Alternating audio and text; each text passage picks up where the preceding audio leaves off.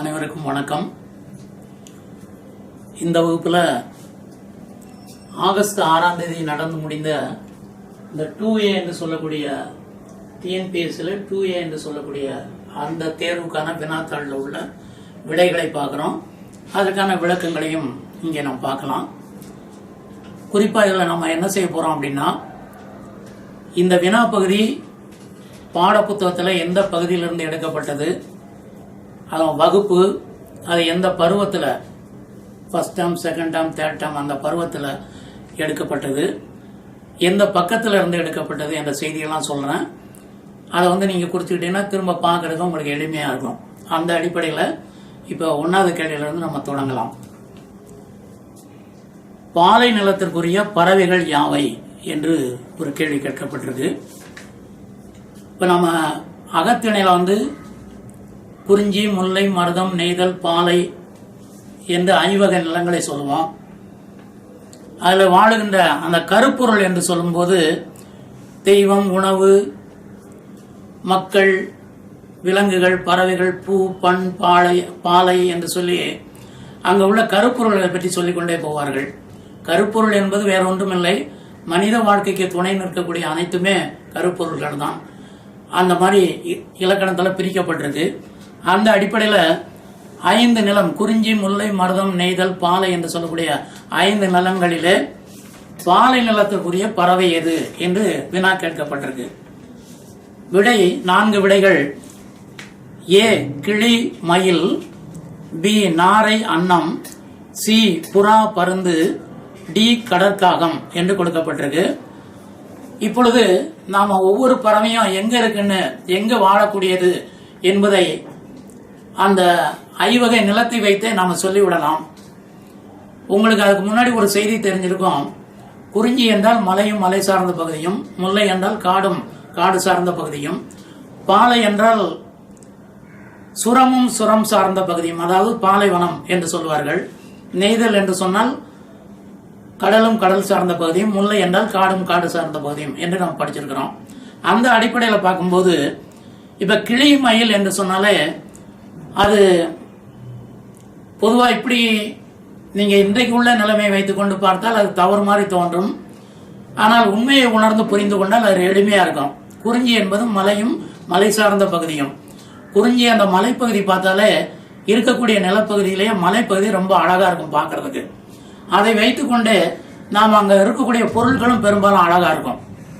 அங்க இருக்கக்கூடிய இறைவன் பாருங்க, முருகன், அழகுக்கு உருவானவன் முருகன் அப்படின்னு சொல்றான். அப்போ குறிஞ்சிக்குரிய தெய்வம் எதுன்னு கேட்டா முருகன் என்று சொல்லுகிறோம். எந்த அடிப்படையில் சொல்கிறோம்? அழகு என்ற அடிப்படையில். அப்படி பார்த்தா கிளி, மயில் என்று சொல்லக்கூடியது குறிஞ்சிக்குரியதுன்னு நமக்கு விளங்கி இருக்கிறதுல. அதுக்கப்புறம் நாரை, அன்னம்னு போட்டிருக்கு. இந்த நாரை, அன்னம் இவெல்லாம் நீர்வாழ் பறவைகள். நீர் எங்க இருக்கும்? ஒன்னு கடல்ல இருக்கும், இன்னொன்று ஆறு, குளங்கள் அங்க இருக்கும். கடல்ல அது நன்னீர் கிடையாது, உப்பு நீர். அதனால அது வேறு வகையான பறவைகள் வாழக்கூடியது. ஆனா பெரும்பாலான நீர் பறவைகள் வாழக்கூடியது நன்னீர் பகுதியில தான் வாழும்.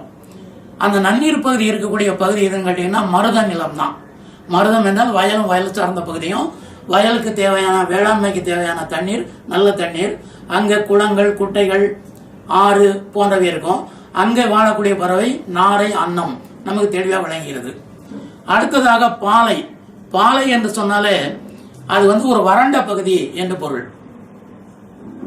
அதான் பாலைவனம் என்று இன்னைக்கு சொல்லுகிறோம். அங்க மழை குறைவு, தாவரங்கள் குறைவு, உயிரினங்கள் குறைவு.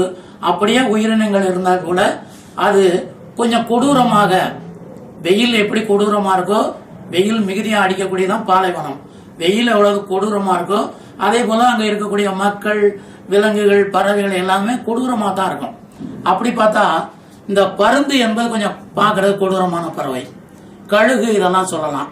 இங்க புறா என்பது முல்லையில் இருக்கக்கூடிய பறவை, அது இங்க இருப்பதாக போட்டிருக்கிறார்கள். ஆனா பருந்து என்பது கொடூரமான பறவை நமக்கு தெரியும். இதை வைத்துக்கொண்டு நம்ம பாலை நில பறவை என்று சொல்லிவிடலாம். அடுத்து நம்ம வெளிப்படையாவே இருக்குது, கடல் காகம் என்று இருக்கு. அப்ப கடல் என்றால் நெய்தல். அப்ப நெய்தல் நில பறவை கடல் காகம் என்று இந்த 4ஐ நம்ம டக்கு டக்குன்னு சொல்லலாம். சொல்றதுக்கு இவ்வளவு நேரம் ஆகுதே ஒழிய மற்றபடி நீங்கள் பார்த்த உடனே புரிந்து கொள்ளலாம். நம்ம கேள்வி பாலை நில பறவை என்றுதான் கேட்கப்பட்டிருக்கு. அப்படிங்கும்போது நம்ம அந்த புறா பருந்து என்பதை நம்ம சரி என்று போட்டு விடலாம். ஏன்னா பருந்து இருக்கனால இது பாலை நிற பறவையாக தான் இருக்கும், மற்றெல்லாம் நம்ம இருக்கிறதுக்கு வாய்ப்பு இல்லை என்று அந்த புறா பருந்து என்பதுதான் இதற்கேற்ற சரியான விடை என்பதை நாம் புரிந்து கொள்ளலாம். இது 10ஆம் வகுப்புல 168வது பக்கத்துல கருப்பொருள் என்ற ஒரு தலைப்புல இருக்கு, இந்த செய்தியெல்லாம் சொல்லப்பட்டிருக்கு, அங்க பாத்துக்கோங்க. இன்னொன்னு 10வது புத்தகத்துல மட்டும்தான் முழு புத்தகமா இருக்கும், 3 பருவங்களாக அது பிரிக்கப்படவில்லை, இன்னும் பிரிக்கப்படவில்லை, அது முழு புத்தகமாக இருக்கும். மற்ற 6, 7, 8, 9 இந்த வகுப்புகள் எல்லாம் அந்த 3 பிரிவாக பிரிக்கப்பட்டிருக்குது. அதனால முதல் பருவம், 2ஆம் பருவம், 3ஆம் பருவம் என்று வரும். இதை அடுத்த வினா தொடைநயம் அப்படின்னு சொல்லி நம்ம படிச்சிருக்கிறோம். எருகை தொடை, மோனை தொடை, ஏய்பு தொடை, முரண் தொடை என்று படிச்சிருக்கிறோம். அதுல ஒவ்வொரு தொடையும் 7 வகையாக பிரிக்கப்படும், அது 7 வகைப்படும் என்று நம்ம கேள்விப்பட்டிருக்கோம். அது இணை, பொழிப்பு, ஒருவு, கூளை, மேற்கதுவாய், கீழ்கதுவாய் அப்படின்னு சொல்லுவாங்க. இணை மோனை என்று எடுத்துக்கொண்டால் இணை மோனை, பொழிப்பு மோனை, ஒருவு மோனை, கூளை மோனை, மேற்கதுவாய் மோனை, கீழ்கதுவாய் மோனை, முற்று மோனை என்று 7 வகைப்படும். இப்போ இதுல இந்த மோனையில 7 வகை இருக்கு, எதுகையில அதே மாதிரி 7 வகையா பிரிக்கலாம், இயைபு என்பதை 7 வகையா சொல்லலாம். இப்ப மோனையில இந்த 7 வகை இல்ல அந்த திருக்குறள்ல எவ்வாறு அமைந்திருக்கிறது என்று கேட்டிருக்காங்க. அதுல சாய்ஸ் கொடுக்கும்போது எப்படி கொடுத்திருக்காங்க அப்படின்னா, இணை மோனை, பொழிப்பு மோனை, ஒருவு மோனை, கூளை மோனை என்று கொடுக்கப்பட்டிருக்கு. இப்போ இந்த திருக்குறள்ல 2 அடிகள் இருக்கும், 2 வரிகள் உங்களுக்கு தெரியும். அதுல முதல் வரியில 4 சீர் இருக்கும், அடுத்த வரியில 3 சீர் இருக்கும். சீர் என்ற ஒவ்வொரு சொல்லணும் பொருள். இந்த எப்பொழுதுமே நம்ம இந்த மோனை, எதுகை, இணை, பொழிப்பு இதெல்லாம் பார்க்கும்போது 4 சீர் எந்த வரியில இருக்கு அதுலதான் பார்க்கணும். அதான் முழு அடி. இதுக்கு பேரு அளவடி அப்படின்னு சொல்லுவாங்க. அளவடி, அளவடினா இப்ப இந்த 4 சீர் இருக்கதான் ஒரு அளவு. இதுக்கு மேல அதிகமா போனாலும் அதுக்கு பேர் வேற, நெடிலடி, களி நெடிலடி அப்படின்னு சொல்லுவாங்க. இது கீழே வந்துட்டால குரலடி, சிந்தடி என்று சொல்லுவாங்க. ஆக நம்ம இந்த இணை, பொழிப்பு, ஒருவு என்று சொல்லக்கூடிய இந்த மோனை, எதுகை இதெல்லாம் பார்க்கும்போது பெரும்பாலும் இந்த 4 சீர் கொண்ட அளவடிகளை தான் நம்ம பார்க்கணும். இதை பார்க்க வேண்டிய தேவையில்லை. ஆனா குரல்ல அது கொடுக்கப்பட்டிருக்கும். இங்க என்ன குரல் கொடுக்கப்பட்டிருக்குன்னா, துறந்தார் பெருமை துணை கூறின் மையத்து இறந்தாரை எண்ணி கொண்டற்று என்று இருக்கு.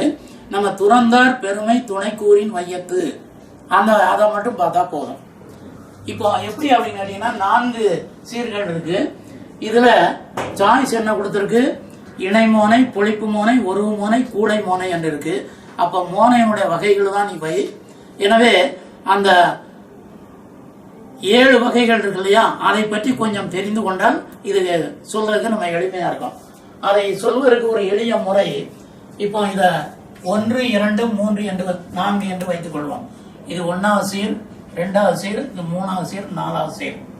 இப்போ ஒரு எழுத்து, அதாவது மோனை என்று சொன்னால் முதல் எழுத்து ஒன்று போல வருவது மோனை, 2ஆம் எழுத்து ஒன்று போல வந்தால் எதுகை, கடைசி எழுத்து ஒன்று போல வந்தால் அது இயைபு, முரண்பட்ட சொற்கள் வந்தால் அது முரண். இப்படி நம்ம அந்த தொடைநயம் சொல்லும்போது சொல்லுவோம். இதுல பாத்தீங்கன்னா இந்த மோனையுடைய வகை சொல்லும்போது 7 என்று சொன்னேன் அல்லவா, அதுல 1வது சீர்லையும் 2வது சீர்லையும் முதல் எழுத்துக்கள் ஒன்று போல வந்தா அதுக்கு பேரு இணை மோனை, அதுக்கு பேரு இணை மோனை அப்படின்னு பேர். முதல் எழுத்து 1வது சீர்லையும் 2வது சீர்லையும் வந்திருக்கணும், மற்ற 3, 4 வேற சீர்கள் வரலாம், வேற எழுத்துக்கள் வரலாம். அதே மாதிரி 1ம் 2ம் இணை, 1ம் 3ம் பொழிப்பு அப்படி போட்டுக்கோங்க. 1வது சீர்லையும் 3வது சீர்ல அந்த முதல் எழுத்து ஒண்ணு போல இருந்தா அது பொழிப்பு அப்படின்னு பேரு. பொழிப்பு, மோனை, எதுகை, இயைபு எது கூட வேணாலும் நம்ம சேர்த்துக்கலாம். ஆமா, நாம இந்த இடத்துல மோனை மட்டும் தான் சொல்லிட்டு வர்றோம். 1ம் 2ம் இணை, 1ம் 3ம் பொழிப்பு, 1ம் 4ம் ஒருவு, ஒருவு மோனை இப்படி போட்டுருங்க. ஒருவு மோனை, 1ம் 4ம் ஒருவு. அதுக்கப்புறம் கடைசியில இல்லாதது கூளை, 1, 2, 3 இந்த 3 இருக்கும். கடைசியில அந்த முதல் எழுத்து ஒண்ணு போல இருக்க வேற எழுத்து இருக்கும். இதுக்கு பேரு கூளை அப்படின்னு பேரு. கூளை மோனை என்று வைத்துக் கொள்ளலாம். அதுக்கப்புறம் இணை மோனை, பொழிப்பு மோனை, ஒருவு மோனை, கூளை மோனை மேற்கதுவாய் மோனை இது எப்படி சொல்லலாம் அப்படின்னா 1ல இருக்கும், 2ல இராது, 3ல இருக்கும், 4ல இருக்கும். இது வந்து மேற்கதுவாய் அப்படின்னு பேரு. மேற்கதுவாய் அப்படின்னு பேரு. மேற்கதுவாய் மோனை. அதுக்கப்புறம் 1ல இருக்கும், 2ல இருக்கும், 3ல இராது, 4ல இருக்கும். இது கீழ்கதுவாய். கீழ்கதுவாய். எல்லாவற்றிலும் முதல் எழுத்து 1 போல இருந்தா அது முற்று, அதாவது முற்று மோனை அப்படின்னு பேரு. முற்று அப்படின்னு பேரு. முற்று என்றால் முழுவதும் என்று பொருள். ஆக இதை நீங்க நினைவுல வச்சுக்கிட்டீங்க அப்படின்னா இந்த கேள்விக்கான விடையை லேசா சொல்லிடலாம். இப்போ எப்படி நம்ம நினைவுல வைக்கிறதுக்கு எளிமையா இருக்கும் அப்படின்னு கேட்டீங்கன்னா 1ம் 2ம் இணை, 1ம் 3ம் பொழிப்பு, 1ம் 4ம் ஒருவு, இப்படி நினைவு வச்சுக்கோங்க. வச்சுக்கிட்டு அதுக்கப்புறம் இல்லாததா சொல்லுங்க, இருக்கிறத முதல்ல சொல்லுங்க. 1ம் 2லயும் இருக்கு இணை, 1ம் 3ல இருக்கு பொழிப்பு, 1ம் 4ல இருக்கு ஒருவுன்னு சொல்லுங்க. அடுத்து சொல்லும் போது கடைசியில இல்லாதது கூடை, 2வதுல இல்லாதது மேற்கதுவாய், 3வதுல இல்லாதது கீழ்கதுவாய், எல்லாவற்றிலும் இருப்பது முற்று அப்படின்னா இந்த 3க்கும் இப்படி நினைவு வச்சுக்கோங்க. அவங்க கூட சொன்னாங்க அந்த 1 போல இருக்கு நினைவு வச்சுட்டு வந்தா கொஞ்சம் குழப்படி ஆயிடுது. ஒரு 3 இதுக்கு இல்லைன்னு வைங்க, அதுக்கப்புறம் ஒரு 3க்கு இருக்குன்னு வைங்க, 4வது இல்ல முதல்ல வந்து இருக்குன்னு வைங்க, 2வது இல்லைன்னு வைங்க, கடைசியில 4ம் இருக்குன்னு சொல்லிருங்க. அவ்வளவுதான். 1ம் 2ம் இணை, 1ம் 3ம் பொழிப்பு, 1ம் 4ம் ஒருவு, கடைசியில இல்லாதது கூடை, 2ல் இல்லாதது மேற்கதுவாய், 3ல் இல்லாதது கீழ்கதுவாய், எல்லாவற்றிலும் இருப்பது முற்று என்று வைத்துக் கொள்ளுங்கள். அந்த எழுத்துக்கள் அந்த முதல் எழுத்தெல்லாம் அப்படியே அமைஞ்சிருக்கும். இப்ப மோனை என்று எடுத்துக்கொண்டால் நான் சொன்ன மாதிரி 1வது சீர்லையும் 2வது சீர்லையும் முதல் எழுத்து 1 போல இருந்தா அதுக்கு இணை மோனைன்னு பேரு. அதே மாதிரி 1வது இடத்துலயும் 2வது சீர்லையும் 2ஆம் எழுத்து 1 போல இருந்தா அது இணை எதுகைன்னு பேரு. 1வது சீர்லையும் 2வது சீர்லையும் கடைசி எழுத்து 1 போல இருந்தா அதுக்கு பேரு இணை இயைபு அப்படின்னு பேரு. அப்ப முதல்ல நம்ம இதையும் நினைவு வைத்துக் கொள்ளணும். மோனை என்றால் முதல் எழுத்து 1 போல வருவது முதல். எதுகை என்று சொன்னால் 2ஆம் எழுத்து 2, 2வது எழுத்து. இயைபு என்று சொன்னால் இறுதி எழுத்து, இயைபு அப்படின்னு சொன்னா இறுதி எழுத்து. ஏன் இதை இப்படி சொல்றோம்? ஆனா பேச்சு வழக்குல எதுகை மோனம் தான் சொல்லுவோம். அப்படி சொன்னா பையன் இதையே குழப்பிடுறான். அதுக்காகத்தான் மோனைய முதல்ல சொல்லி அது முதல்ல வரும், முதல் எழுத்து. எதுகை 2வது சொன்னா அது 2வது வரும். அது கொஞ்சம் ஒற்றுமையா இருக்கு பாருங்க. அதுக்காக நினைவில் வைக்கிறதுக்கு இது எளிமையா இருக்கும். இயைபு என்றால் இறுதியில் வருவது, இறுதினா கடைசின்னு அர்த்தம். இப்படி இதை வைத்துக் கொண்டு இதனுடைய மோனை என்று சொன்னால் அதுல இந்த 7 வகையும் சொல்லலாம், எதுகை என்று சொன்னால் அதுல இந்த 7ஐயும் சொல்லலாம், இயைபு என்பவர்கள் அதே மாதிரி சொல்லலாம். அப்படி ஞாபகம் வச்சுக்கோங்க. அதுக்கப்புறம் இன்னொரு செய்தி அடுத்த கேள்வி வரும்போது அதை சொல்றேன். இப்படி அப்போ இப்ப கேள்வியை பார்க்கலாம். நம்ம துறந்தார், இப்படி சீரை நான் எழுதுறேன். துறந்தார் நம்ம மோனை தான் சொல்றோம், அதனால முதல் எழுத்த மட்டும் போடுறோம் பாருங்க. துறந்தார் பெருமை, பெருமை பே போட்டிருக்க, துணை கூறின் வையத்து. துறந்தார் பெருமை துணை கூறின் வையத்து. துறந்தார் பெருமை துணை கூறின் வையத்து. இதை மட்டும் தான் பார்க்க போறோம். இறந்தாரை எண்ணிக்கொண்டுட்டு அந்த வரி நமக்கு தேவையில்லை. இப்ப இப்படி பார்த்தோம்னா இந்த தூ என்பது இங்க வந்திருக்கு. அதாவது எங்க வந்திருக்கு? 1வது சீர்லையும் 3வது சீர்லையும் வந்திருக்கு. 1லயும் 3லயும் வந்திருக்கு தூ என்பது. ஆனா இத நம்ம இங்க கண்டுபிடிக்க தேவையில்லை. ஏன் கண்டுபிடிக்க வேண்டாம் அப்படின்னா, நம்ம கேள்வி கேட்கறது எப்படி கேட்டிருக்காங்க அப்படின்னா மோனையை பற்றி தான் கேட்டிருக்காங்க, மோனையில வகையை தான் கேட்டிருக்காங்க. அப்ப இதை எப்படி சொல்லலாம் அப்படின்னா இதுதான் சரியான கேள்விதான். 1ம் 2ம் இணைன்னு சொல்லிட்டோம். ஆனா நமக்கு வந்திருக்கிறது 1ம் 3 வந்திருக்கு. அதனால இதை பொழிப்பு மோனை அப்படின்னு சொல்லிடலாம். அதான் சரியான விடை. இணை மோனை 1 2 வந்தா, பொழிப்பு மோனை 1 3 வந்துச்சுன்னா, ஒரு மோனை இங்க இல்ல, பூளை மோனை இதுல இல்ல, இந்த பாட்டுல இல்ல. கொடுக்கப்பட்ட குறள் துறந்தார் பெருமை துணை கூறின் வையத்து என்பதுதான் முதல் எழுத்தை மட்டும் நான் போட்டுட்டே வந்திருக்கேன். சரிங்களா? அதனால இந்த எழுத்தை பார்த்தாலே போதும். இது 1லயும் 3லயும் வந்திருக்கு. இங்க 1லயும் 3 வந்தா பொழிப்புன்னு இருக்கு. அப்ப இந்த மோனை பொழிப்பு மோனை என்று நம்ம விடை சொல்லிடலாம். மற்ற எது கேட்டாலும் இதை மாதிரி சொல்லிடுங்க. இன்னொரு உங்களுக்கு சந்தேகம் அப்படின்னு கேட்டீங்கன்னா, இப்ப தூ என்ற எழுத்து இங்க வந்திருக்கு, இங்க தூ வந்திருக்கு, இங்க வெவ்வேறு எழுத்துக்கள் வந்திருக்கு. அதே சமயத்துல இந்த தூ இல்லாம இங்க தா வந்ததுன்னு வைங்க. இப்ப வேற சொல்லு வந்திருக்காது சொல்றேன். இங்க தாங்கிற எழுத்தை கொண்டு ஆரம்பிக்கணும் ஒரு சொல் வந்திருக்குன்னு வைங்க. இதுவும் பொழிப்பு தான். நீங்க எப்பவுமே ஒரு எழுத்தை எடுத்துக்கொண்டால் அந்த எழுத்து தான் வரணும், அப்படியே வரணும் கட்டாயம் இல்லை. இந்த தா வரிசையில இருக்கக்கூடிய தா தா தி தி தவு வரைக்கும் வருது பாத்தீங்களா? இதுல எது வந்தாலும் சரி அது ஒரே இனம் தான் அர்த்தம். அப்படி தெரிஞ்சுக்கணும். ஏன்னா சில மாணவர்கள் சில சமயம் எப்படி கேட்டுறாங்க அப்படின்னா, இப்ப தூ இங்க வந்துன்னா இங்க தூ தான் வரணும், வரலாம், அது ஒண்ணும் தப்பு இல்லை. ஆனா இங்க தா என்று வந்துட்டு ஐயோ இது வேற பொருட்க இது வேற பொருட்கள் நினைச்சிட்டு இருக்காங்க. அப்படி இல்லை. இப்ப இந்த தா வரிசையில எந்த எழுத்து வந்தாலும் சரி அதை இந்த தாவாவை நீங்க கருதிக்கிறணும். அப்ப இங்க தூ வந்திருக்கு, இங்க தா வந்திருக்கு, அப்போ 1ல வந்திருக்கு, 3ல வந்திருக்கு, அப்போ பொழிப்பு என்று நீங்க எடுத்துக்கணும். அப்படி அந்த இதை மறந்துடாதீங்க. நீங்க அதே எழுத்த தா வந்தா தா தான் வரணும், தூ வந்தா தூ தான் வரணும்னு இல்லை. அந்த வரிசையில இருக்கக்கூடிய 12 எழுத்துக்களும் எது வந்தாலும் சரி அப்படி எடுத்துக்கொள்ளுங்க நீங்க. அப்போ இதுக்கு விடை துறந்தார் பெருமை துணைக்கூறின் வையத்து இறந்தார எண்ணி கொண்டற்று. இந்த குறள்ல பொழிப்பு மோனை என்பதுதான் சரியான விடை. இனி அடுத்ததாக இன்னொரு குறள் கொடுத்திருக்காங்க. இன்பம் விளையான் இடும்பை இயல்பன்பான் துன்பம் உறுதல் இளன். இன்பம் விளையான் இடும்பை இயல்பன்பான் துன்பம் உறுதல் இளன். இதுல கேள்வி என்ன கேட்டிருக்குன்னா, இதுல அமைந்து வரும் தொடைநயத்தை எழுதுகன்னு கேட்டிருக்கு. அங்க மோனை என்ன மோனைன்னு கேட்டிருக்கு, இங்க தொடைநயம்னு கேட்டிருக்கு. அப்ப அதுவும் தொடைநயம் தான், இதுவும் தொடைநயம் தான். அப்படின்னா தொடைநயம் என்று சொன்னோடே உங்களுக்கு நினைவு வரணும், மோனை எதுகை இயைபு முரண் அளபடை, இதுதான் தொடைநயம்ங்கிறது. அந்த மோனையில என்ன வகைன்னு கேட்டா இணை பொழிப்பு ஒருவு அங்க வந்துடணும். மோனையில இது என்ன பிரிவு என்று கேட்டால் இந்த இணை மோனை பொழிப்பு மோனை உருவு மோனை 7 வரும் பாத்தீங்களா, அங்க வந்துடணும். வெறுமனே இவங்க தொடைநயம்னு கேட்டோம்னா மோனை எதுகை இயைபு அதான் பார்க்கணும். அதுல 2 வகை சொன்னாங்க. ஒண்ணு சீர்மோனை அடிமோனை அப்படின்னு சொல்லுவாங்க. இப்ப மோனைக்கு மட்டும் நான் எடுத்துக்கிறேன், சீர்மோனை, இன்னொன்னு அடிமோனை அப்படிம்பாங்க. அடிமோனை அப்படின்னு சொல்லுவாங்க. இதை எப்படி புரிஞ்சுக்கிறது அப்படின்னு கேட்டீங்கன்னா, சீர் அப்படின்னு சொன்னோம்னா ஒரு வரியில இருக்கக்கூடிய ஒவ்வொரு சொல்லுக்கும் சீர்னு பேரு. அதுல மோனை எதுகை அதை பார்த்தோம்னா அது சீர்மோனை அப்படின்னு சொல்லிடலாம்.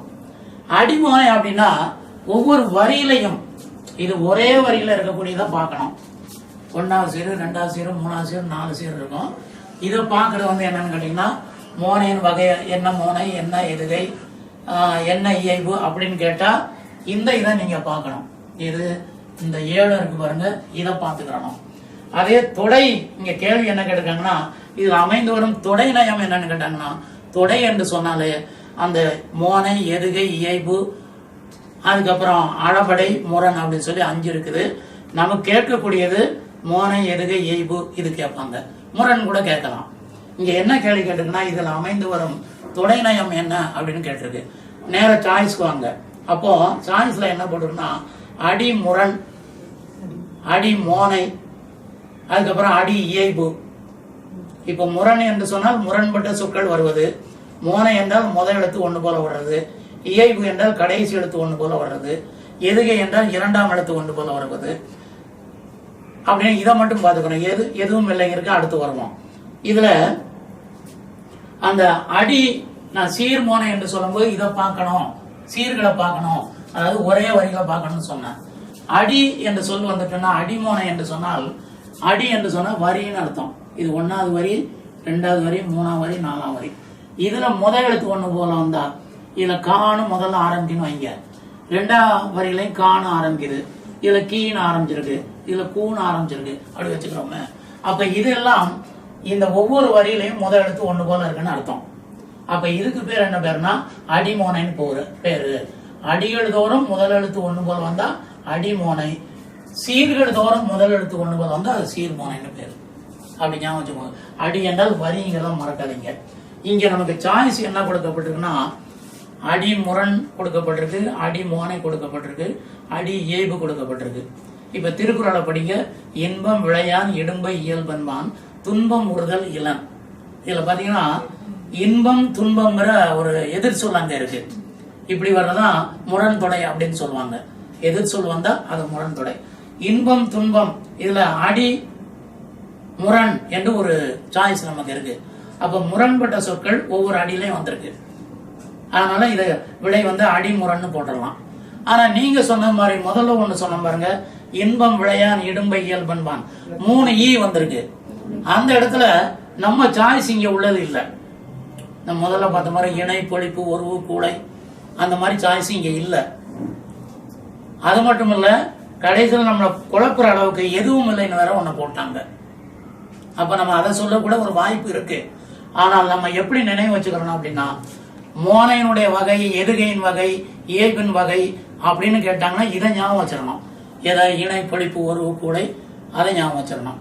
தொடை எதுன்னு கேட்டாங்கன்னா மோனை எதுகை இயல்பு இதைத்தான் ஞாபகம் வச்சுக்கணும்.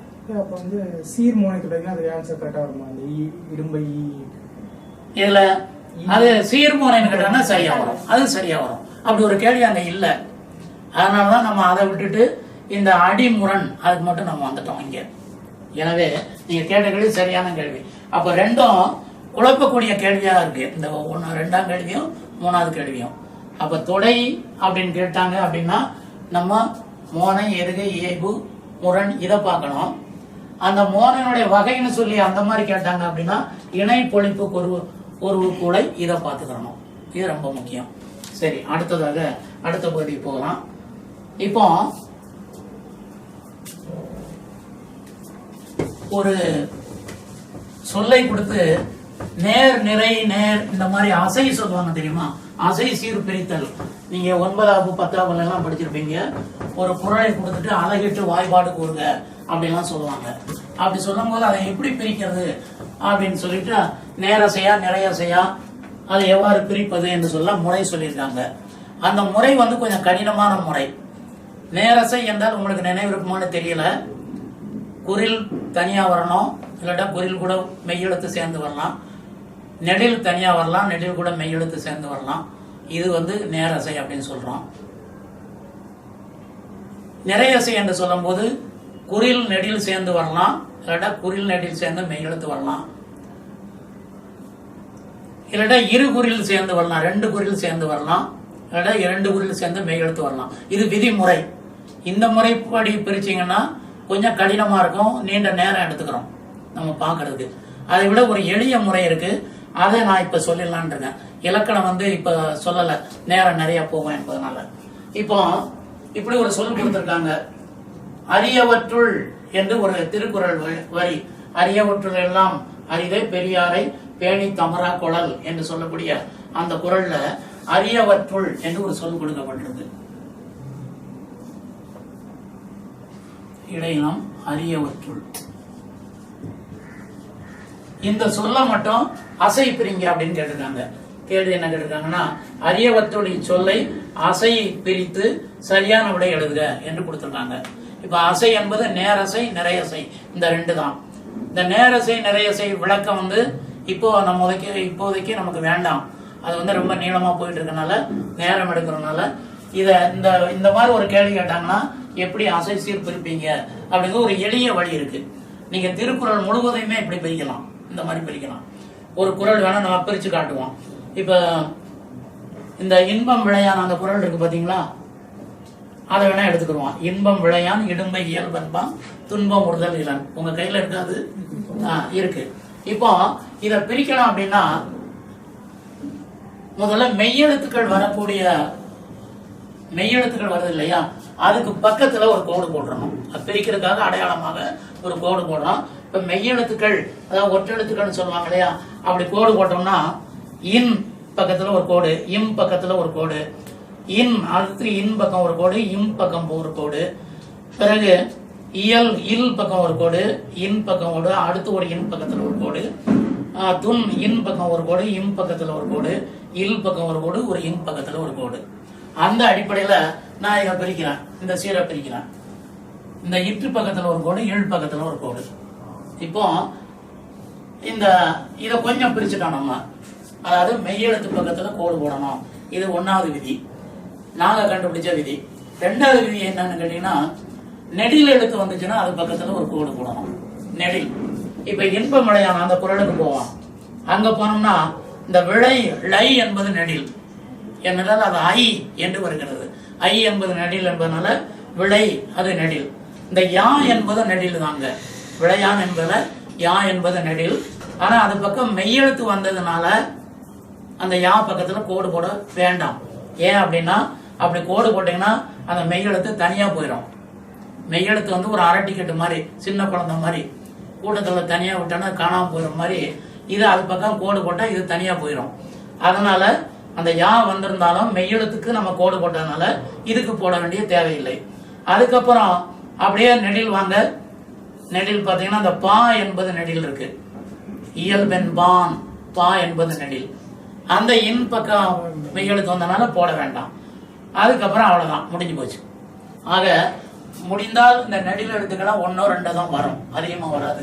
மெய்யெழுத்துக்கள் தான் மிகுதியா இருக்கும். 3வது ஒரு ஸ்டெப் என்னன்னு கேட்டீங்கன்னா, 2 குறில், அதாவது 2 குறில் சேர்ந்து வந்தா, குறில் 2 குறில் சேர்ந்து வந்தா அங்க ஒரு கோடு போட்டுருங்க. அப்படி பாத்தீங்கன்னா இந்த இன்ப மழையான் குரல்ல பாருங்க, 2 குறில் ஈடு, இன்பம் விளையான் இடும்பை இருக்கு இல்லையா, அதுல ஈடு என்பது 2 குறில் சேர்ந்திருக்கு. மெய்யெழுத்து வந்ததுனால கோடு போட வேண்டாம். அதுக்கப்புறம் இயல் என்பதுல 2 குறில் இருக்கு, மெய்யெழுத்துனால போட வேண்டாம். அதுக்கப்புறம் இங்க வந்தீங்கன்னா துன்பம் உறுதல் என்று இருக்கு. உரு என்பது 2 குறில் சேர்ந்திருக்கு, அதுல ஒரு கோடு போட்டுருங்க. அதுக்கப்புறம் இளம் என்பதுல கோடு போடலாம், ஆனா மெய்யெழுத்து வந்ததுனால போட வேண்டியதில்லை. இப்போ நம்ம பிரிக்க வேண்டியது கரெக்டா பிரிச்சுட்டோம். இப்படி பிரிச்சீங்கன்னா ரொம்ப சீக்கிரமா, அதாவது 1 நிமிடம் கூட அதுக்கு ஆகாது, அரை நிமிடம் கூட ஆகாது, அவ்வளவு சீக்கிரமா போட்டோம்னா. முதல்ல மெய் பக்கம் கோடு போடுறோம், நெடில் பக்கம் கோடு போடுறோம், 2 குறில் பக்கம் கோடு போடுறோம். இப்ப முடிச்ச உடனே நம்ம எல்லாம் பிரிச்சாச்சுன்னு அர்த்தம். அதுக்கப்புறம் 1 1 தான் பார்க்கணும். என்ன பார்க்கணும் அப்படின்னா, நம்ம பிரித்து இருக்கக்கூடிய இங்க அதே மாதிரி போட்டா எப்படி வரும், 2 குறில் சேர்ந்து வந்துட்டு இங்க ஒரு கோடு போட்டோம். இப்ப அதை நான் 3 சீரா பிரிச்சுட்டேன். ஏற்கனவே மெய்யெழுத்துல போட்டோம்னா ஏற்கனவே 2 பிரிஞ்சுட்டு, இது போட்டோம்னா 3 பிரிஞ்சுட்டு. திருக்குறளை எப்பவுமே பாத்தீங்கன்னா அதிகபட்சமா 3 அசையா தான் பிரிக்க முடியும். ஒரு சீரை வந்து 3 அசையா பிரிக்கலாம், குறைஞ்சது 2 அசையா பிரிக்கலாம், அப்படிதான் பிரிக்கணும். 4 அசை அந்த மாதிரிலாம் வராது, திருக்குறள்ல வரக்கூடாது. வந்தா நம்ம பிரிக்கிறது தப்புன்னு அர்த்தம். திருவள்ளுவர் தப்பு பண்ண மாட்டாரு, நம்ம தவறா பிரிச்சிருக்கோம் அப்படின்னு பொருள். ஆக இதை 3 பிரிச்சுட்டோம். நம்ம இப்ப என்ன பண்ணணும் அப்படின்னா, இதுல ஒரு முக்கியமான நினைவு வச்சுக்கணும். மெய்யெழுத்துக்களை விட்டு விட்டு ஒரு எழுத்து வந்தா நேர்னு போடுங்க, 2 எழுத்து வந்தா நிறைன்னு போட்டுருங்க, அவ்வளவுதான். இந்த கட்டத்துக்குள்ள இருப்பதுல மெய்யெழுத்த கணக்குல சேர்க்கக்கூடாது. அதுல ஒரு எழுத்து இருக்குமானா நேர் அப்படின்னு போடுங்க, 2 எழுத்து இருக்குமானா நிறைன்னு போட்டுருங்க. அந்த அடிப்படையில பார்த்தா இங்க 2 இருக்கு, நிறை என்று போட்டுருங்க. இதுல 2 இருக்கு, மெய்யெழுத்தை விட்டுறோம், நிறைன்னு போட்டுருங்க. இங்க ஒரு எழுத்தா இருக்கு, நேர் போட்டுருங்க, அவ்வளவுதான், முடிஞ்சு போச்சு. ரொம்ப எளிமையா பிரிக்கலாம். நான் அந்த குறில் தனித்தும், குறில் ஒற்றெழுத்தும், பிறகு நெடில் தனியாகவும் நெடில் ஒற்றெழுத்தும், இப்படியே பாத்தீங்கன்னா இந்த குறில் நெடில் பார்த்தே நம்ம தடுமாறிடுவோம். இப்ப வந்து அந்த பல முறை அதை பார்த்தவங்களுக்கு வேணா எளிமையா இருக்கலாம், உங்களுக்கு ஏதோ கொஞ்ச நாளைக்கு தேவை, அதுக்கப்புறம் தேவையில்லை இது. அதுக்காக இதுக்கு எளிய வழி என்னன்னு கேட்டீங்கன்னா, இந்த கோடு போடுறதெல்லாம் கொஞ்சம் நேரம் ஆகும். குறில் மெய்யெழுத்து பக்கம் போடுறான், நெடில் பக்கம் போடுறான், 2 குறில் சேர்ந்து வந்து அது பக்கம் போடுறோம். போட்டு முடிச்ச உடனே அதுல இருப்பது மெய்யெழுத்தை விட்டுட்டு ஒரு எழுத்தா 2 எழுத்தான்னு பாக்குறோம். ஒரு எழுத்து இருந்தா நேர்னு போடுறோம், இல்லைன்னா நிறைன்னு போடுறோம். இப்ப இதுக்கு விடை வந்துட்டு பாருங்க, நமக்கு பி தான் விடை. அதுக்கு நிறை நிறை நேர். 2 மட்டும் 3 மட்டும் தான் வருமா, இல்ல அதுக்கும் மேல அதாவது உங்களை பிரிக்கிறது கேட்டாங்கன்னா இந்த 3 தான் கேட்பாங்க. திருக்குறள் இந்த மாதிரி சொற்கள் தான் கேட்பாங்க, 4 வர்ற மாதிரி கேட்க மாட்டாங்க. அப்படி கேட்டாலும் ஒன்றும் பிரச்சனை இல்லை. நம்ம இந்த முறைதான், இந்த மெத்தடு தான், இந்த முறையில நீங்க பிரிச்சுட்டு போயிடலாம். இது மாதிரி பிரிக்கணும், இது மாதிரி நேர் நிறை கண்டுபிடிக்கணும். ஒரு எழுத்தா 2 எழுத்தா அப்படிதான் பார்க்கணும், வேற ஒண்ணும் இல்லை, பெரிய கஷ்டம் இல்லை.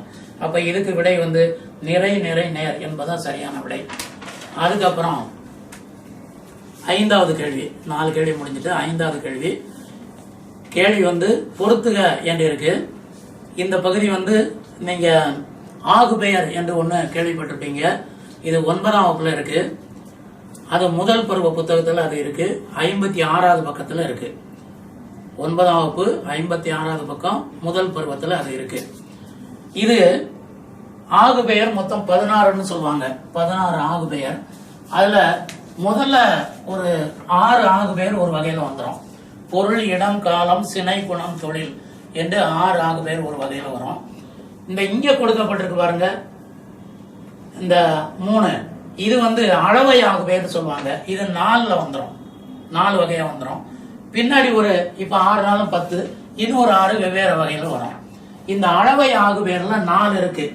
என்ன அளவை ஆகுபெயர்னா, எண்ணல் அளவை ஆகுபெயர், எடுத்தல் அளவை ஆகுபெயர், முகத்தல் அளவை ஆகுபெயர், நீட்டல் அளவை ஆகுபெயர். இதான் ஆகுபெயர், அளவை ஆகுபெயர்னு சொல்லுவாங்க. ஆகுபெயர் என்று சொன்னால் ஒன்றை சொல்றதுக்கு பதிலாக இன்னொன்றை சொல்லுவது. நேரடியா சொல்லாம கொஞ்சம் மறைமுகமா சொல்றது. அது பேச்சு வழக்குல நம்ம நிறைய சொல்றோம். பேருந்துல ஏறின உடனே நம்ம சொல்றோம், ஒரு காஞ்சிபுரம் கொடுங்க அப்படின்னு கேட்கிறோம். ஆனா காஞ்சிபுரம் என்பது அது ஊரு.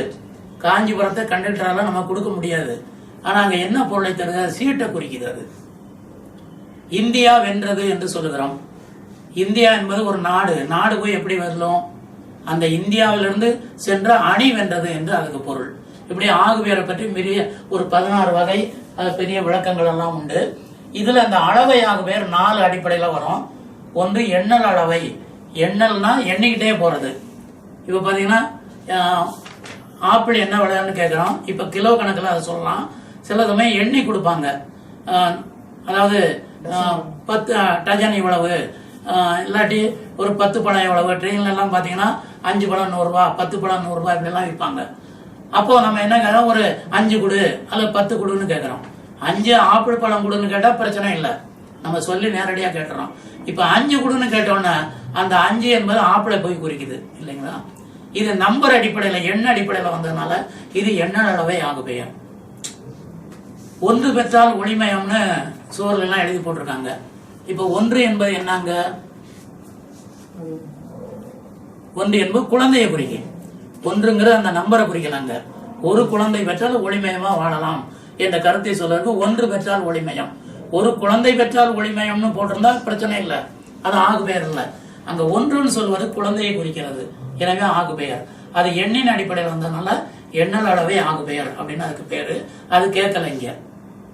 ஆனா எடுத்தல் அளவை ஆகுபெயர்னு ஒண்ணு போட்டிருக்காங்க. எடுத்தல்லாம் வெயிட், நெருக்கிறது. எடுத்தல் 5 கிலோ கொடுன்னு சொல்லி எடுத்துக்காட்டு போட்டிருக்காங்க பாருங்க, அது சரியானதுதான். 5 கிலோ கொடு, எடுத்தல் அளவே சரியானதுதான். ஆனா இங்க கேள்வி என்ன கேட்டிருக்குன்னா, பொருந்தாததை கண்டறி என்று கேட்டிருக்கு. பொருந்தாததை கண்டறி என்று கேட்டிருக்கு. கொடுக்கப்பட்ட ஆப்ஷன் என்ன இருக்குன்னா, 5 கிலோ எடுத்தல் அளவை ஆகுபெயர், 4 லிட்டர் முகத்தல் அளவை ஆகுபெயர், 3 லிட்டர் நீட்டல் அளவை ஆகுபெயர் என்று சொல்லிட்டு இந்தியா வென்றது ஓமை ஆகுபெயர்னு போட்டிருக்காங்க. இப்போ இதுல 3 சரியான விடை இருக்கு, 1 மட்டும் தவறான விடை. தவறான விடை தான் நம்ம பார்க்க சொல்லியிருக்காங்க. இப்ப 5 கிலோ கொடுங்கிறது எடுத்தல் அளவை ஆகுபெயர் இருக்கு. அப்போ எடுத்தல் என்றால் நிறுத்தல் என்று பொருள். இங்கே எடுத்தல் அளவை. அப்ப 5 கிலோங்கிறது நெருக்கிறதாம், சரியா இருக்கு. 4 லிட்டர் கொடு என்பது முகந்து அளப்பது. பாலையோ மற்ற உணவுப் பொருளையும் முகந்து அளக்கிறோம் பாத்தீங்களா, அதனால முகத்தல் அளவை. 4 லிட்டர் என்பது முகந்து அளக்கக்கூடியது. 3 மீட்டர் கொடுங்கிறது, மீட்டர் என்பது நீட்டல், எனவே நீட்டல் அளவை ஆகுபெயர். அதுவும் சரிதான். இங்க 3 மீட்டர்ங்கிறது 3 மீட்டர் துணையை குறிக்குது. அப்ப அதுவும் சரியான விடைதான். இங்க என்ன கொடுத்திருக்கு? இந்தியா வென்றதுன்னு கொடுத்திருக்கு. இந்தியா என்பது ஒரு நாடு, அதாவது அது ஒரு இடம். அந்த இடத்தின் பெயர் இடத்தை நேரடியா குறிக்காம இடத்திலிருந்து செல்லக்கூடிய அந்த அணியை குறிக்கிறது. இப்ப நம்ம சொல்லணும் இல்லையா, உன்னை பார்த்து ஊரே காரி துப்புது அப்படிங்கிறாங்க, ஊரே சிரிக்க அப்படிங்கிறாங்க. இப்ப ஊர் என்பது அங்க சிரிக்கக்கூடிய வல்லமை அது கிடையாது. அந்த ஊர் என்பது அங்க உள்ள மக்களை, வாழக்கூடிய மக்களை குறிக்கிறது அல்லவா? அது போல இந்தியா என்பது இந்தியாவிலிருந்து சென்ற அணியை அங்கே குறிக்கிறது. எனவே இது இடவாகு பெயர்னு போடணும், அப்படிதான் போட்டிருக்கணும். ஆனா விடை என்னவா கொடுக்கப்பட்டிருக்கு? ஓமையாகு பெயர்னு கொடுக்கப்பட்டிருக்கு. அதுவும் ஆகு பெயர்ல ஒரு வகை. அதனால இது தவறான விடை. அப்போ ஓமையாகு பெயர்னா என்ன அப்படின்னா, அந்த நம்ம சொல்லும் போது ஓமையாக சொல்லுவது. ஒரு எடுத்துக்காட்டு சொல்றோம் பாருங்களேன். உங்களுக்கு தெரியும், நாரதர் வர்றாரு அப்படின்னு சொல்றோம். நம்ம உட்காந்து பேசிட்டு இருக்கோம், ஒருத்தர் வர்றாரு, அதோ பாரு நாரதர் வர்றாரு அப்படிங்க. நாரதர் வந்து புராண காலத்துல உள்ளவர், இங்கேயும் வர்றாரு அப்படின்னு நம்ம யாரும் கேட்கறது இல்லை. அதுக்கு என்ன பொருள் அப்படின்னா, நாரதர் மாதிரி கோல் மூட்டுறவர்னு பொருள். அது ஏன் நாரதர்னு அவருக்கு பேர் வச்சாங்கன்னா, அவர் அதே மாதிரி பண்றாரு, ஊமையினால அவருக்கு அந்த பேர் வச்சிருக்காங்க. சில சமயம் இலக்கியங்களை பாவை வந்தாள் என்று வரும். பாவை என்று சொன்னால் பொம்மைன்னு அர்த்தம். இங்க பாவைனா பொம்மை போன்று இருக்கக்கூடிய பெண் வந்தாள் என்று அர்த்தம். காளை வந்தான் அப்படின்னு சொல்றான். காளைனா காளை மாடுன்னு அர்த்தம். ஆனா இங்க காளை வந்தான்னா காளை மாடு காளை மாடு போன்று கட்டுடம்போடு இருக்கக்கூடிய ஒரு இளைஞனை குறிக்கிறது. இப்படி அந்த ஓமை ஆகுபேர் என்று சொன்னால், அந்த ஓமையின் அடிப்படையில அந்த ஆகுபேர் வந்ததுனால ஓமை ஆகுபேர்னு சொல்றோம். ஆனா அந்த இந்தியா வென்றதற்கு இது பொருத்தமான விடை இல்லை. அது இடவாகு பெயர். இடவாகு பெயர்னா சரின்னு சொல்லியிருக்கலாம். இது வேறு இருப்பதனால இதுதான் தவறான விடை. அது மூன்றுமே சரியான விடை. அடுத்தது தொழில் பெயரை கண்டறி என்று ஒரு வினா. அதுல ஒரு வினா வழக்கமா இப்படி கேட்கறது வழக்கம். எப்படின்னு கேட்டீங்கன்னா, ஒரு வேர் சொல் கொடுப்பாங்க. வேர் சொல் என்றால் ஆங்கிலத்துல ரூட் வேர்ட் அப்படின்னு சொல்லுவாங்க. இப்ப நடந்தான் என்று சொன்னால் அதுல வேர் சொல் வந்து நட என்பது. சென்றான் என்பது செல் என்பது வேர் சொல். படித்தான் என்பது படி என்பது வேர் சொல். ஓடினான் என்பது ஓடு என்பது வேர் சொல். அதாவது அதை எப்படி கண்டுபிடிக்கிறதுனா, நீங்க பகுபத உறுப்பிலக்கணம் என்று ஒரு இலக்கண பகுதி படிச்சிருப்பீங்க. அதுல பகுதியை கண்டுபிடிக்கிறதுக்கு இந்த வழியை சொல்லிக் கொடுப்பாங்க. எப்படின்னா, அந்த பகுதி என்பது எப்பொழுதும் ஏவலாக இருக்கும், ஒரு கட்டளை சொல்லாக இருக்கும். அதான் பகுதின்னு சொல்லுவாங்க. அந்த பகுதின்னு சொல்றோம் பாருங்க, அதான் இங்க வருகின்ற வேர் சொல். வேற ஒன்றும் பகுதி தான் வேர் சொல். இப்ப சென்றான் என்பதுல எழுதும் போது பாத்தீங்கன்னா இப்படி இருக்கும், சென்றான் என்று இருக்கும். ஆனா நம்ம மாணவர்கள் என்ன செய்வாங்க, இந்த முதல்ல இருக்கிறதான பகுதி அப்படின்ட்டு இந்த சே பகுதியுமா, அது இல்லை அப்படின்னா சென் பகுதியுமா. சென்னு நம்மகிட்ட ஒரு சொல்லு கிடையாது. இதுல நம்ம எப்படி கண்டுபிடிக்கணும் அப்படின்னா, சென்றான்னா போனான்னு அர்த்தம். ஒருவனை செல்ல சொல்ல வேண்டும், அதாவது போக சொல்ல வேண்டும். நம்ம எப்படி சொல்லுவோம்னு ஒரு கற்பனை பண்ணி பார்க்கணும். அவனை என்ன சொல்லுவான், நீ செல் அப்படின்னு சொல்லுவான். இதுதான் இதுல பகுதி. செல் என்பதுதான் பகுதி. அதனால அந்த ஏவலை முதல்ல கண்டுபிடிச்சிட்டோம். நம்ம உள்ளுக்குள்ளேயே சொல்லி பார்க்கணும். இந்த இப்ப சாப்பிட்டான் என்று ஒரு சொல் வருது, இதுல வேர் சொல் அப்படின்னா சாப்புன்னு போடக்கூடாது, அது சாப்பிடு என்பதுதான் வேர் சொல். அப்ப கட்டளையா இருக்கணும் அப்படிங்கிறத தெரிஞ்சுக்கோங்க. அந்த அடிப்படையில இந்த செல் என்பது சொல்லோட சேரும் போது இந்த இல்லு இன்னும் மாறிடுது. அதனாலதான் சொல் மாறுபட்டுது. இங்க நம்ம குழப்பம் அங்க ஏற்படக்கூடாது. ஏன் ஏற்படக்கூடாதுன்னா, இந்த செல்றான் அப்படின்னு சொன்னா நம்ம சொல்ல கஷ்டமா இருக்கு. அதனால நம்ம முன்னோர்கள் என்ன பண்ணிட்டாங்க, இந்த இல்ல இன்னா மாத்திக்கோயா அப்படின்ட்டு சென்றான் அப்படின்னு சொன்னாங்க. அது ரொம்ப லேசா இருக்கு. ஏன் அது சொல்றதுக்கு லேசா இருக்கு அப்படின்னா, இந்த ரெண்டும் இன எழுத்துக்கள்னு சொல்லுவாங்க. இன எழுத்துக்கள் அப்படின்னா ஒரே இடத்துல பிறக்கக்கூடிய எழுத்துக்கள். அதனாலதான் இங்க 1ஆவதுல படிச்சிருப்பீங்க, இந்த காங்கா சாஞ்சா டானா அப்படி போட்டு வருவாங்க. கடைசியில ரா நா என்று முடியும். இது ஏன் இது ரெண்டும் பக்கம் பக்கம் போட்டுருக்காங்கன்னா, இந்த ரெண்டு எழுத்துக்கள் இன எழுத்துக்கள்னு சொல்லுவாங்க. இன எழுத்துனா என்ன பொருள் அப்படின்னா, அது உச்சரிக்கும் போது ஒரே இடத்துல இருந்து பிறக்கக்கூடியவைன்னு அர்த்தம். அந்த ரெண்டு எழுத்துக்களும் பிறக்கக்கூடிய இடம் வாயில ஒரே இடம், அதனால இன எழுத்துன்னு அதுக்கு பேரு. அப்போ இந்த ரா பக்கத்துல நான் வந்துச்சுன்னா ரெண்டு இன எழுத்துக்கள். இன எழுத்துக்களை சொல்ல ரொம்ப லேசா இருக்கும். இப்ப நம்ம முறைப்பெயர்கள்லாம் பாருங்க, இந்த இடத்துல தேவையில்லை, ஒரு சின்ன விளக்கத்துக்காக உங்களுக்கு சொல்றேன். நம்ம முறைப்பெயர் இருக்கு பாருங்க, அக்கா, அண்ணன், அப்பா, அண்ணன், தம்பி, இந்த மாதிரி சொற்களை சொல்லி பாருங்க, எல்லாம் அந்த இன எழுத்துக்களா பக்கத்துல இருக்கும். அப்பான்னு சொன்னீங்கன்னா ரெண்டு இப்பு பா வந்துடும், அம்மானா இம்மு மா வந்துடும். அதே இனம் அப்படியே இருக்கும். ஏன் இப்படி வச்சாங்கன்னா, அப்பதான் குழந்தையால லேசா சொல்ல முடியும். இந்த மாதிரி கரடு முரடா முதல்ல சொன்னா அது சொல்ல தெரியாது. அதுக்காக நம்ம குழந்தை முதல்ல கத்துக்கிறது என்ன பேரை கத்துக்கிறோம், இந்த உறவு பேரை தான் கத்துக்கிறோம். நீங்க எந்த உறவு பேர் வேணாலும் பாருங்க, ஒன்னும் வல்லினம் மெல்லினமா இருக்கும், இல்லாட்டா அதே இனமா தான் இருக்கும். தாத்தா, பாட்டி, மாமா எல்லாம் அப்படிதான் வரும். நம்ம தமிழ்ல உள்ள ஒரு தனி சிறப்பு பாருங்க. இங்கிலீஷ்ல கூட அப்படிதான் அவனும் மம்மின்னு தான் சொல்லிட்டு இருக்கான், டாடி அப்படிங்க, அது கூட அந்த மாதிரிதான் இருக்கு.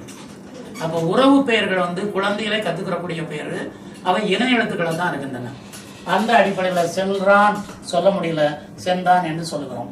இப்ப எதுக்கு வந்தோம் அப்படின்னா, அந்த வேர் சொல்லை கண்டுபிடிக்கிறது எப்படி அப்படிங்கிறதுக்காக சொன்னோம். இந்த வேர் சொல்லை கண்டுபிடிக்கான்னு ஒரு சொல்லு கொடுப்பாங்க, அப்படி ஒரு கேள்வி கேட்பாங்க. வேர் சொல்லை கொடுத்துட்டு அதுக்கப்புறம் இந்தந்த சொற்களை கண்டுபிடிங்க எழுதுங்க அப்படின்னு கேட்பாங்க. அதில் கேட்கறது பெரும்பாலும் என்ன கேட்பாங்க அப்படின்னா இப்படி கேட்பாங்க.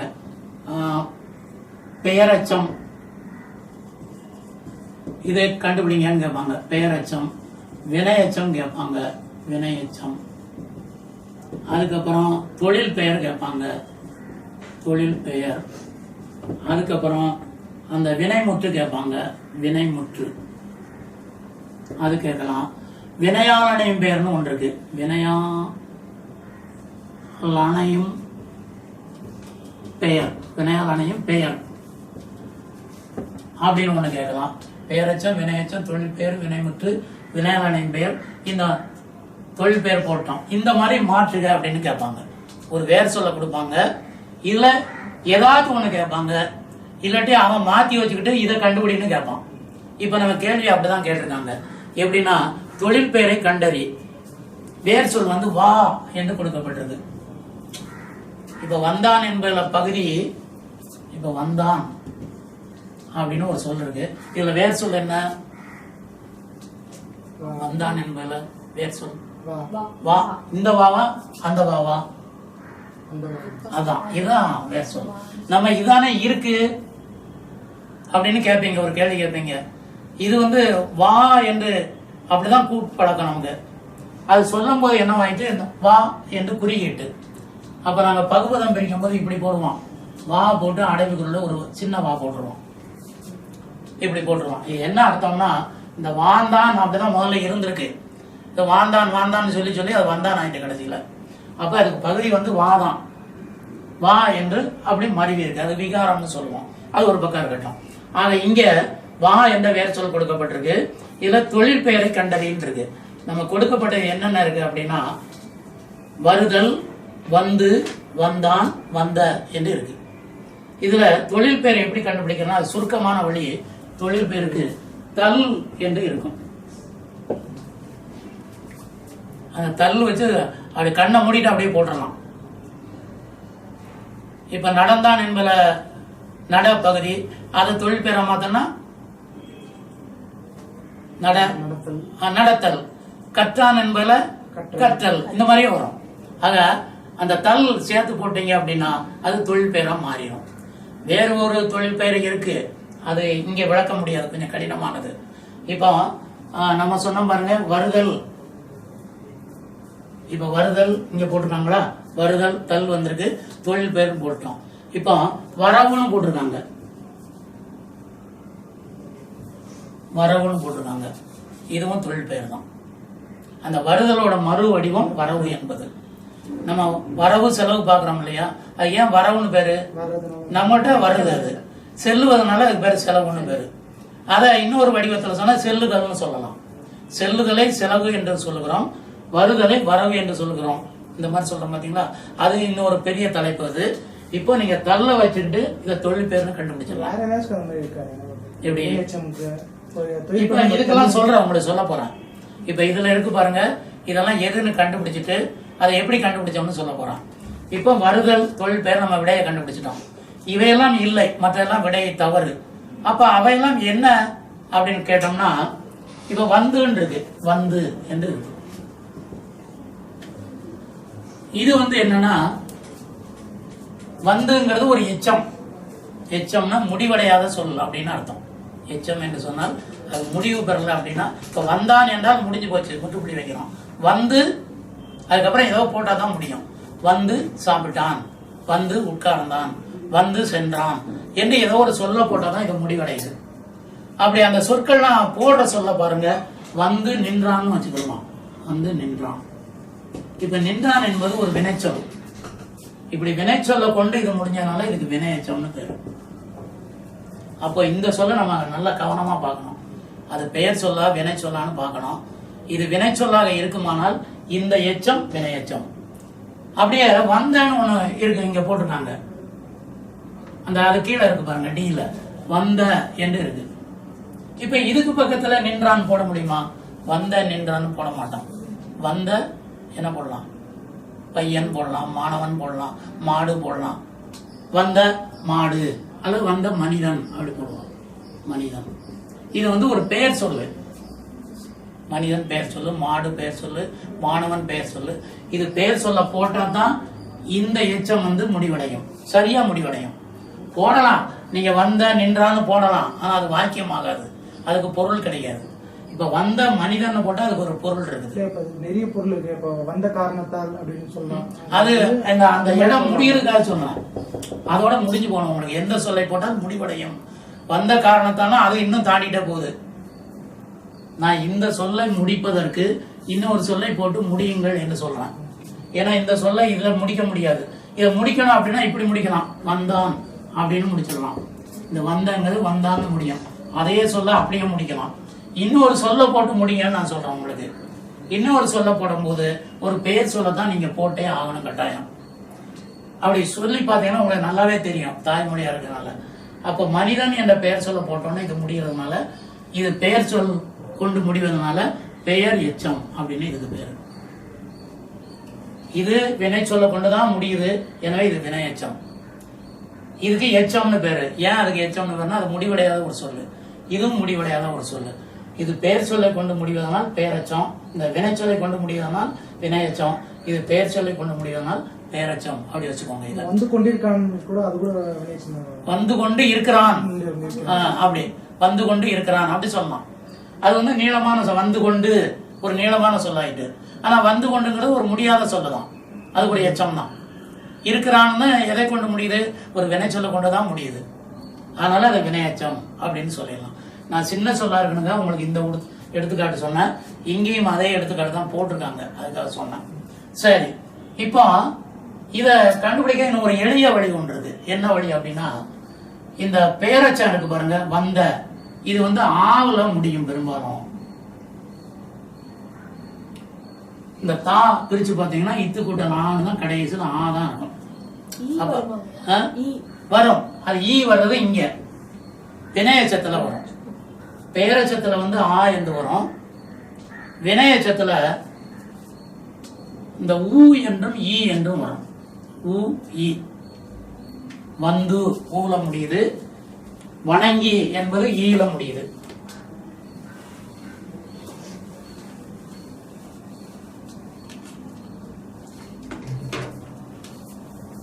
வந்து என்பது இன்னும் ரெண்டு ஒண்ணு இருக்கு, இது மிகுதியா வர்றதை நான் சொல்றேன். வினையச்சம் வந்து ஊ என்று முடியும், ஈ என்று முடியும், பேரச்சம் வந்து ஆ என்று முடியும். இதை வைத்து கண்டுபிடிச்சலாம் லேசா. அதுக்கு மேல உங்களுக்கு சந்தேகம் ஏற்பட்டுச்சுன்னா பக்கத்துல ஒரு சொல்ல போட்டு பார்க்கணும். அது பெயர் சொல்லு அப்படின்னா அது பெயர் சொல்ல போட்டா சரியா இருக்குன்னா அது பெயரச்சம், வினை சொல்ல போட்டா சரியா இருக்குன்னா அது வினையச்சம், அப்படி கண்டுபிடிச்சிடலாம். இப்போ வந்துங்கிறதுல ஊ இருக்கு, அதனால அது வினையச்சம். வணங்கி அப்படின்னு ஒரு சொல்லு வச்சுக்கிறோமே, வணங்கி, இந்த இடத்துல ஈ வந்துடுது, கீ, இக்கு கூட்டலி கீ ஆயிடுது. அப்ப வணங்கி நின்றான், வணங்கி சென்றான் அப்படி சொல்லணும் இல்லையா, அப்ப அது வினையச்சம். இந்த ஊ என்பது ஈ என்பதும் பெரும்பாலும் வினையச்சமாக வரும். இதை பார்த்தோன்னே நீங்க சொல்லிடலாம் அப்படின்ட்டு. அதுக்கப்புறம் இந்த வந்தான் என்பது வினை முற்று, அதோட அந்த வேலை முடிஞ்சு போச்சு, அந்த வாக்கியம் முடிஞ்சுட்டு, அதனால அதுக்கு பேரு வினை முற்றுன்னு பேரு. நம்ம கேட்டிருக்கிறது தொழில் பெயரை கண்டறின்னு கேட்டிருக்காங்க. தள்ளு வந்தாலும் நம்ம கண்டுபிடிச்சிடலாம். அதோட ஒரு 3 இலக்கணத்தை சேர்த்து படிச்சுக்கிட்டோம். இதையும் சில சமயம் நம்ம தெரிஞ்சுக்கிற வேண்டியிருக்கோம். அடுத்தபடியாக அந்த வினையாளனையும் பெயர்னு ஒண்ணு சொன்னோம் பாத்தீங்களா. இப்ப பார்த்தோம் பெயரச்சம், வினையச்சம் பார்த்தோம், தொழில் பெயர் பார்த்தோம், வினை முற்று பார்த்தோம். வினையாளனையும் பெயர் அப்படின்னா இந்த வினைனா செயல்னு அர்த்தம். ஒரு செயல், தொழில், இதெல்லாம் வினைன்னு சொல்லுவாங்க. தமிழ்ல சொல்லும்போது வினை சொல், வெர்புன்னு சொல்றாங்களே, அந்த இதைத்தான் செயல்னு சொல்லலாம், வினை என்றும் சொல்லலாம். தொழில் என்று கூட சில சமயத்துல வரும், தொழில் அந்த மாதிரிலாம் வரும். இப்ப வினையாளனையும் பெயர் அப்படின்னா அதுக்கு எப்படி கண்டுபிடிக்கிறது அப்படின்னா, அதனுடைய இலக்கணத்தை சொன்னா லேசா விளங்கிடுவீங்க. அதுல இருந்து உங்களுக்கு அந்த கண்டுபிடிக்கிறத சொல்லிடுறேன். இப்போ இங்க நின்றுட்டு இருக்கோம், அந்த போறவங்களை கூப்பிடுங்க அப்படிங்கிறோம், போறவங்களை கூப்பிடுங்க அப்படிங்கிறோம். ஆனா அவர் பேரு போறவர் கிடையாது, அவர் பேரு கந்தனோ முருகனோ வேற ஏதோ ஒரு பேர் இருக்கும். ஆனா நம்ம கூப்பிடும் போது முருகா அப்படின்னா பிரச்சனை இல்லை, அவர் வந்துருவாரு. அந்த போறவரை வாங்க அல்லது போறவரை கூப்பிடுங்கன்னு சொன்னோம்னா அப்பவும் அவர் வர்றாரு, ஆனா அவருடைய பேர் அது இல்லை. ஏன் வர்றாரு அப்படின்னா அவர் தான் போயிட்டு இருக்காரு. அங்க அந்த நிக்கிறவரை கூப்பிடுங்க, அங்க அது ஏதோ சாப்பிட்டுட்டு இருக்காரு, சாப்பிட்றவரை கூப்பிடுங்க அப்படின்லாம் சொல்றோம். இப்படி இந்த சாப்பிட்றவர், போறவர், வர்றவர், நிக்கிறவர், இதெல்லாம் இந்த பெயர் எப்படி வந்தது அப்படின்னா அவர் செய்கின்ற செயல்னால வந்தது இந்த பேரு. போறவரை கூப்பிடுங்கன்னா அங்க நிக்கிறவர் வரமாட்டாரு, போறவர் தான் வருவாரு. அதனால அந்த செயல்னால அவருக்கு உண்டான பெயர் என்று அதுக்கு விளக்கம். அந்த வினையினால் அவருக்கு உருவான பெயர், அதான் வினையால் அணையும் பெயர். இப்ப கற்றதுனால அவரை கற்றவர் அப்படின்னு சொல்றோம், கற்றவர் அப்படிங்கிறோம். கற்றார் அப்படின்னு கூட சொல்லுவாங்க. கற்றாருங்கிற பேர் அவருக்கு எப்படி வந்தது? கற்றதுனால கற்றார் பேர் வந்தது. இப்படி வினையால் அணையும் பெயர் என்று சொன்னால் அந்த வந்தவர், போனவர், இருந்தவர், சாப்பிட்டவர், கடைசியில் அந்த மாதிரி வந்துடும். வந்தவன், போனவன், இருந்தவன், அந்த மாதிரி வரும். அப்படி பார்த்துக்கோங்க. கற்றவன், கற்றவர், அந்த மாதிரி வரும். இப்படி வர்றது வினையால் அணையும் பெயர். இப்போ ஒரு கேள்வி கூட இப்படி எப்பவும் உண்டு. நான் முதல்ல சொன்னது போல ஒரு வேர் சொல்லை கொடுத்துட்டு இந்த இதெல்லாம் மாற்றுகன்னு கேட்பாங்க. இல்லட்டா இப்ப கேட்டிருக்காங்க பாருங்க, இதுல தொழில் பெயர் எதுன்னு கேட்பாங்க. அப்போ இந்த இதை நீங்க தெரிஞ்சுக்கிட்டீங்கன்னா உங்களுக்கு அது உதவியாக இருக்கும். இப்ப நம்ம விடை 6வது கேள்வி தொழில் பெயரை கண்டறி. வா என்பது வேர் சொல், அதுல வருதல் என்பதுதான் தொழில் பெயர், மற்றவையெல்லாம் வெவ்வேறு, அந்த விடை கிடையாது. இனி அடுத்தது 7வது கேள்வி, அகர வரிசையில் அமைந்துள்ள சொற்களை கண்டறி. இதை நீங்க லேசா கண்டுபிடிச்சிருவீங்க. இந்த அகர வரிசை மெய்யெழுத்துக்கள் உங்களுக்கு கா கா கி கி ஞாபகம் இல்லைன்னு வச்சுக்கோங்க. இந்த ஆ ஆவும் மறக்காதீங்க.